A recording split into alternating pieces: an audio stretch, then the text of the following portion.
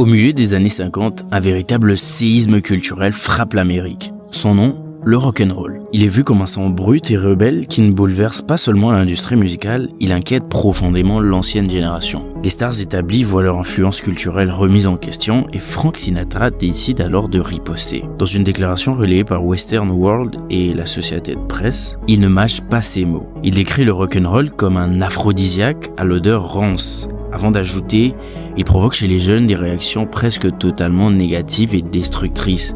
Il est, pour l'essentiel, chanté, joué et écrit par des abrutis. Il ne cite personne directement, mais Elvis Presley comprend parfaitement le message. Et le king du rock'n'roll refuse de laisser passer l'insulte. Plutôt que de s'emporter, il lui répond avec une remarque particulièrement bien trouvée. Si je me souviens bien, lui aussi faisait partie d'une tendance. Je ne vois pas comment il peut qualifier la jeunesse d'aujourd'hui d'immorale et de délinquante. C'était finalement le reflet d'un même conflit générationnel. Car dans les années 40, les fans hystériques de Sinatra, les fameux Bobby Soxers, étaient eux aussi perçus par certains parents comme une menace pour la morale américaine. Mais l'ironie ultime arrive quelques années plus tard, en mai 1960. Elvis, tout juste revenu de son service militaire, fait son grand retour à la télévision dans The Frank Sinatra Timex Show. Les deux icônes se retrouvent sur la même scène, sourient et interprètent leurs chansons respectives.